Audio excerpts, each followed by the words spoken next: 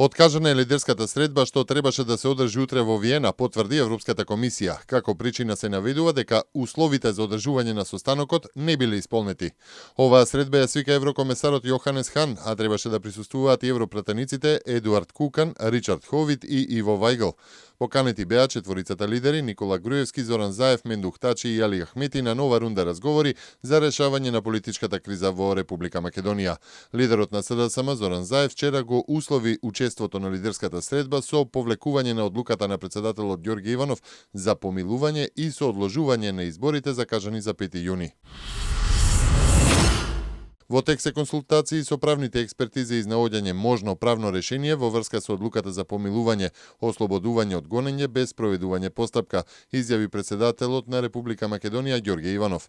Како што најави во моето последно обраќање, а во врска со пристигнатите лични барања за повлекување на одлуката за помилување, ослободување од гонење без проведување на постапка, во тек се консултации со правни експерти со цел изнаоѓање можно правно решение, наведува Иванов во писмена изјава. До сега извршени консултации со врвни правни експерти во државата, Иванов информира дека не е пронајден правен основ за повлекување на одлуката, како и досега, така и во иднина, посочува председателот, ќе постапувам единствено и исклучиво според уставот и законите на Република Македонија.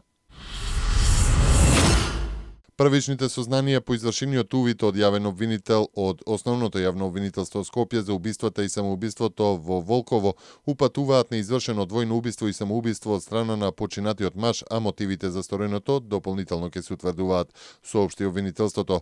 Наредено е вештачење на телефоните пронајдени на местото на настанот, бидејќи според првичните информации на кривичното дело претходела интензивна комуникација која може да расветли детали за кривично правен настан, се наведува во соопштението.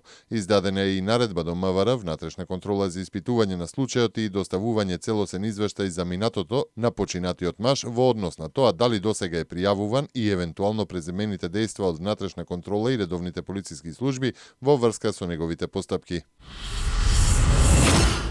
Специјалното јавно обвинителство отвори предистражна постапка ТНТ за уривањето на објектот Космос во 2011 година.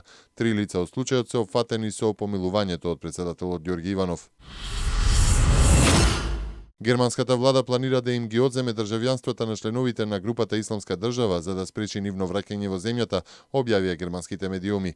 Над 800 германци досега учествувале во борбите во Сирија и во Ирак во редовите на Исламската држава и други радикални исламски групи и тие сега се опасност и за германската безбедност. Според документот, владата во Берлин ја разгледува можноста на членовите на Исламската држава да им се одземат личните карти и пасошите за да не можат да патуваат на териториите под контрола на Исламската држава.